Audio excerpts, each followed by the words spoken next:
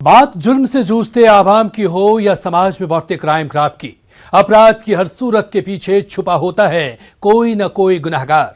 नमस्कार, मैं हूं आपके साथ कल्याण झा। तफ्तीश की राह में आने वाली हर कड़ी सुराग बनकर पहुंचाती है गुनहगारों को सलाखों के पीछे। तो आप बने रहिए हमारे साथ, क्योंकि हर जुर्म के खिलाफ हमारी तफ्तीश लगातार जारी है। औरंगाबाद में बेखौफ अपराधियों ने लूट की बड़ी वारदात को अंजाम दिया है। बाइक सवार अपराधियों ने दिन दहाड़े इंडियन बैंक की जिनौरिया शाखा से 69 लाख रुपए लूट लिए। दिन दहाड़े हुई इस वारदात के बाद पुलिस की कार्यशैली पर भी सवाल खड़े हो रहे हैं। तफ्तीश में देखिए कैसे बेखौफ लुटेरों ने लूट की बड़ी वारदात को अंजाम दिया। औरंगाबाद में अपराधी बेखौफ, इंडियन बैंक से दिन दहाड़े 69 लाख की लूट।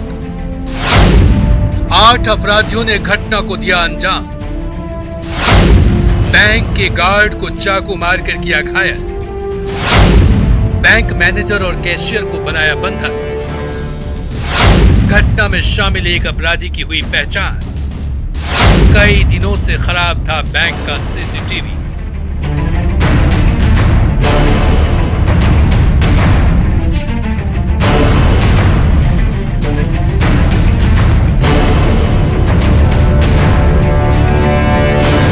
औरंगाबाद के दौलत नगर थाना क्षेत्र जिनौरिया स्थित इंडियन बैंक की शाखा में उस वक्त अफरा तफरी मच गई जब बाइक से पहुंचे 8 नकाबपोश अपराधियों ने हथियार के बल पर लूट की बड़ी वारदात को अंजाम दिया। लुटेरों ने सबसे पहले बैंक के गार्ड को हथियार के बल पर बंधक बनाया और उसकी बंदूक को तोड़ डाला। जब गार्ड अनुग्रह नारायण सिंह ने इसका विरोध किया तो लुटेरों ने चाकू मारकर उसे घायल कर दिया। उसके बाद लुटेरे बैंक में दाखिल हुए और बैंक मैनेजर और कैशियर को भी बंधक बनाते हुए 69 लाख रुपए लूट लिए। इस दौरान लुटेरों ने बैंक के मैनेजर की पिटाई भी कर दी और लौटते वक्त काउंटर पर रखे कैश भी लेकर चलते बने।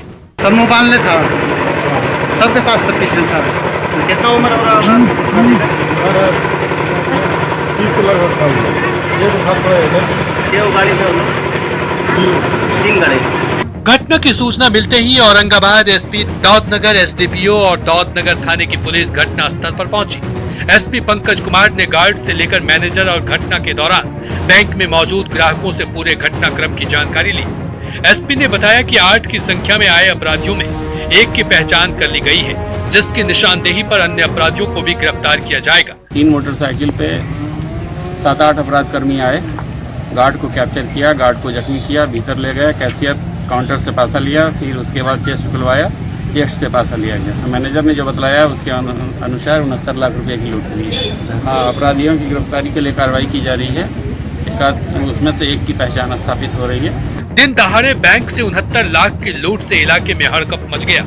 इस वारदात के बाद पुलिस की कार्यशैली पर भी सवाल खड़े हो रहे हैं। वहीं इस घटना में बैंक की भी लापरवाही सामने आ रही है। दरअसल बैंक का सीसीटीवी कई दिनों से खराब था, जिसका फायदा उठाते हुए अपराधियों ने लूट की इस बड़ी वारदात को अंजाम दे डाला। फिलहाल एक लुटेरे की पहचान पुलिस ने कर ली है। जल्द ही अन्य अपराधियों की गिरफ्तारी का भी दावा कर रही है। अब देखने वाली बात यह होगी कि आखिर कब तक इस मामले का खुलासा पुलिस कर पाती है। न्यूज 18 के लिए औरंगाबाद से संजय कुमार सिन्हा की रिपोर्ट। बोकारो में एक दंपति का अंतरजातीय विवाह करना उसके लिए परेशानी का सबब बन गया। रिश्तेदार उनको बुरी नजर से देखते हैं। पति के घर पर नहीं रहने पर रिश्तेदार उनकी पत्नी के साथ छेड़खानी करते हैं। पुलिस में शिकायत करने पर पुलिस उल्टा इनके खिलाफ ही मामला दर्ज कर इन्हें परेशान करने लगी। थक हार कर दंपति ने सोशल मीडिया पर न्याय नहीं मिलने पर सामूहिक आत्महत्या की धमकी दी है। तफ्तीश में देखिए परेशान दंपति ने क्यों दी आत्महत्या की धमकी। बोकारो में दंपति का वीडियो वायरल, वीडियो शेयर कर आत्महत्या की धमकी। रिश्तेदारों पर लगाया छेड़खानी का आरोप। इंसाफ नहीं मिलने पर आत्महत्या की धमकी। वायरल वीडियो पर हरकत में आई पुलिस।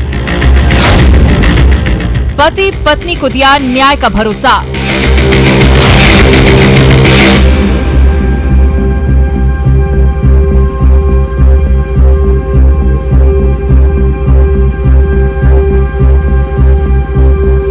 झारखंड सरकार से चाहते हैं कि हम लोग को न्याय किया जाए और पूरा सारा चीज को जांच किया जाए और जांच करने के बाद हम लोग को न्याय दीजिए। अगर हम लोग को अगर न्याय नहीं मिला तो इसी झारखंड सरकार के समक्ष हम लोग अपने आप को आत्महत्या कर लेंगे, क्योंकि हम लोग के पास गलत बेइज्जती तो बेइज्जती हम लोग के पास गलत, और गलत से हम लोग गलत नहीं। बोकारो में सोशल मीडिया पर एक वीडियो वायरल हो रहा है। इस वीडियो में एक दंपति इंसाफ नहीं मिलने पर अपने मासूम बेटी के साथ सामूहिक आत्महत्या करने की धमकी दे रहा है। दंपति के वायरल वीडियो पर बोकारो पुलिस मुख्यालय हरकत में आई। डीएसपी के नेतृत्व में पुलिस की एक टीम ने परिवार से मिलकर न्याय दिलाने का भरोसा दिलाया।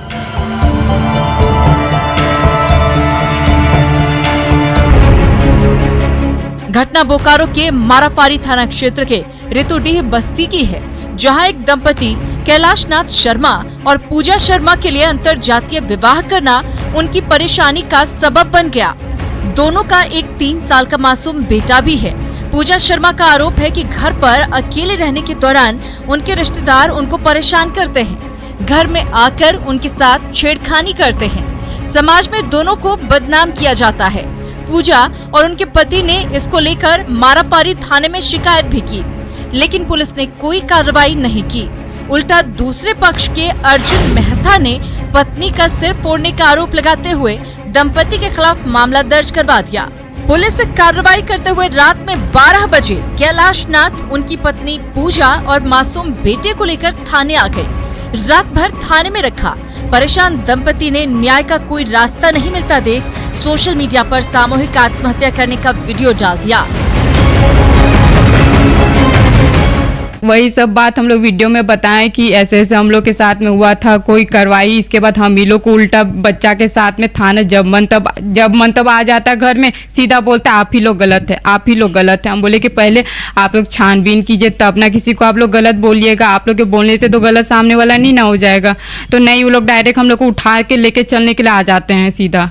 इसी के लिए हम लोग को ये सब वीडियो बनाना पड़ा। हम लोग धीरे धीरे सारा परेशानी स्ट्रगल करते गए, हम लोग झेलते गए, धीरे धीरे आदत हो गया। लेकिन ये परेशानी, ये जो वाइफ को जो लड़का परेशान करता था और उसके मामा जो परेशान करते थे, इसमें सर हम लोग बहुत परेशान हुए।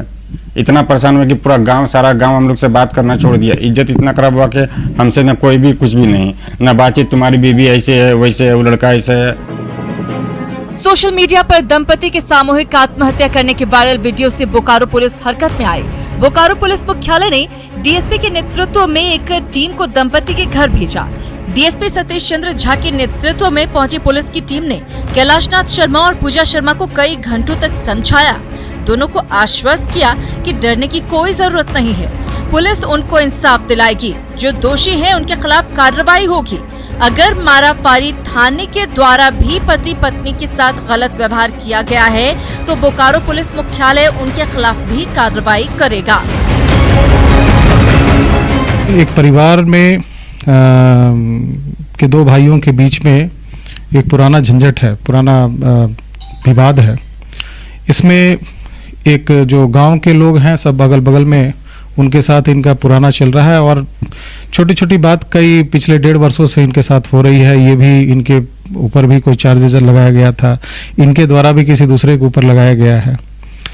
और हम लोगों ने अभी 1-1.5 घंटे तक इनका काउंसलिंग किया और पूछताछ किया, जांच किया इनके मामले के। हमें इनके दूसरे पक्ष की भी से भी बात करेंगे, उनसे जांच में जो आएगा उसके अनुसार फिर आगे की कार्रवाई करेंगे हम। भारत में भले ही मानसिक तौर पर विकसित होने का दावा किया जा रहा हो, लेकिन हकीकत यही है कि आज भी हमारे समाज में धर्म और जाति के ठेकेदार बैठे हैं। आज भी हमारे समाज में अंतरजातीय विवाह को गुनाह माना जाता है। बालिग युवक युवती के फैसले को गलत ठहराते हुए उन्हें गांव और समाज से अलग कर दिया जाता है। बोकारो के इस दंपति के लिए भी अंतरजातीय विवाह इनके लिए मानो गुनाह बन गया है। कैलाशनाथ के रिश्तेदार पूजा शर्मा को बदचलन बताकर इनके साथ छेड़खानी करते हैं। डीएसपी सतीश चंद्र झा ने पूजा शर्मा को भरोसा दिलाया है कि उन्हें डरने की जरूरत नहीं, पुलिस उनको इंसाफ दिलाएगी। उम्मीद है पुलिस अपने वादे को पूरा करते हुए दोषियों के खिलाफ कड़ी कार्रवाई करेगी। न्यूज़ 18 के लिए बोकारो से ज्ञानेंदु की रिपोर्ट। बिहार में जारी लॉकडाउन के बीच अपराध थमने का नाम नहीं ले रहा है। अपराधी लगातार वारदातों को अंजाम देकर पुलिस को चुनौती दे रहे हैं। बक्सर में जहां दिन दहाड़े एक युवक की पीट कर हत्या कर दी गई, वहीं रोहतास में नहर से एक व्यक्ति का संदिग्ध हालत में शव मिलने से पूरे इलाके में हड़कंप मच गया। तफ्तीश में देखिए क्या है पूरा मामला। रोहतास में शव मिलने से सनसनी। 27 जुलाई से लापता था ग्राम सेवक। हत्या के बाद शव को नहर में फेंका। बक्सर में युवक की पीट कर हत्या। जमीनी विवाद बना हत्या का कारण।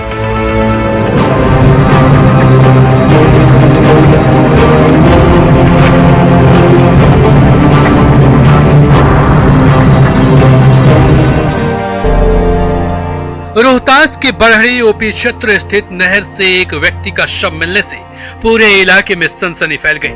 मृतक की पहचान बक्सर के सिकरौल थाना क्षेत्र के दफा डेहरी निवासी श्याम किशोर यादव के रूप में की गई है।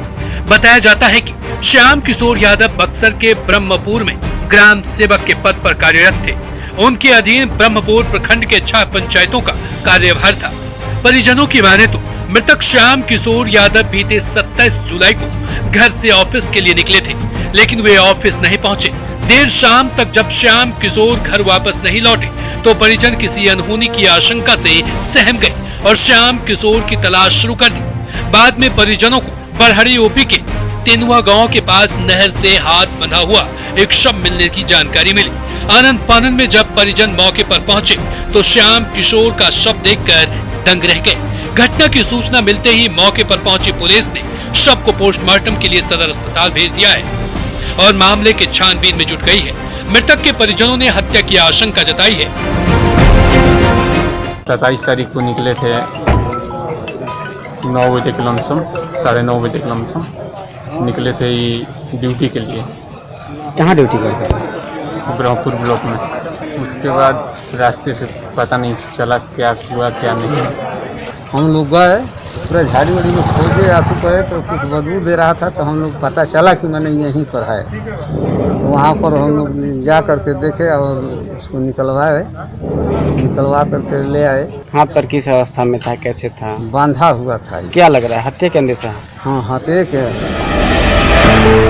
इधर बक्सर के एक अन्य मामले में एक युवक की पीट कर हत्या कर दी गई। घटना मुफस्सल थाना क्षेत्र स्थित पंडितपुर गांव की है, जहां जमीनी विवाद में गांव के ही लोगों ने एक युवक को पीट कर मौत के घाट उतार दिया। बताया जाता है कि मृतक शिव पूजन पंडित का गांव के ही कुछ लोगों से जमीन का विवाद चल रहा था। बीते 27 जुलाई को शिव पूजन पंडित अपने भाई के साथ बैठे थे।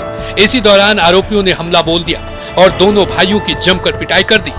गंभीर रूप से घायल शिव पूजन पंडित को इलाज के लिए निजी अस्पताल में भर्ती कराया गया, जहां इलाज के दौरान उनकी मौत हो गई। घटना के बाद गुस्साए परिजनों ने अस्पताल पहुंचकर जमकर हंगामा मचाया। मौके पर पहुंची पुलिस ने आक्रोशित परिजनों को समझा बुझाकर शांत कराया। मृतक के परिजनों ने हत्यारों को जल्द से जल्द गिरफ्तार करने की मांग की है।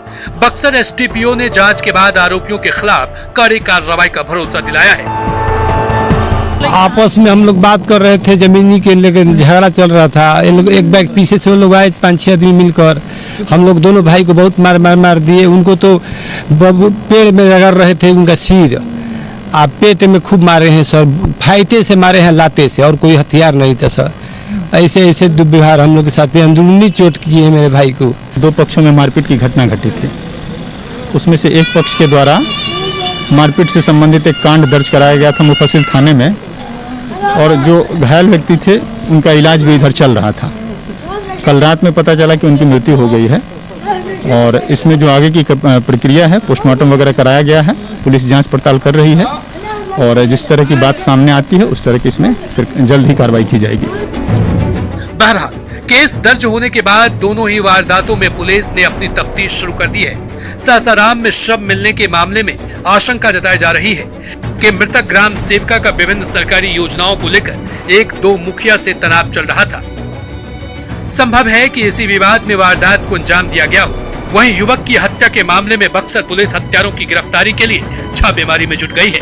न्यूज 18 के लिए सासाराम से अजीत और बक्सर से पुष्पराज की रिपोर्ट। चतरा से जहां 115 किलो डोडा चूर्ण के साथ पुलिस ने एक तस्कर को गिरफ्तार किया, वहीं चतरा में ही 3 लुटेरों को रंगे हाथ धर दबोचा।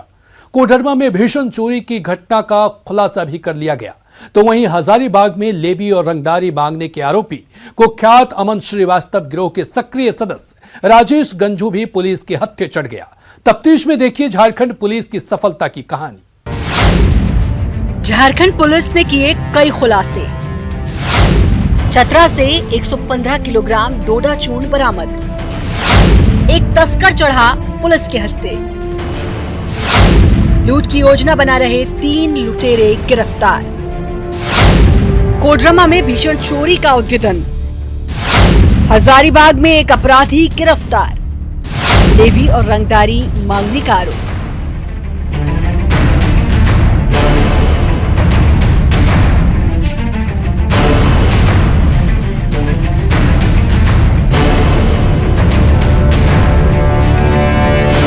सबसे पहले हम बात करते हैं चतरा की, जहां अफीम तस्करों के खिलाफ चतरा पुलिस को बड़ी सफलता हाथ लगी है। वाहन जांच के दौरान लावालोंग थाना पुलिस ने टूनगुण मोड़ से 2 बाइक से ले जाए जा रहे 115 किलो अफीम डोडा चूर्ण के साथ एक तस्कर को गिरफ्तार कर लिया।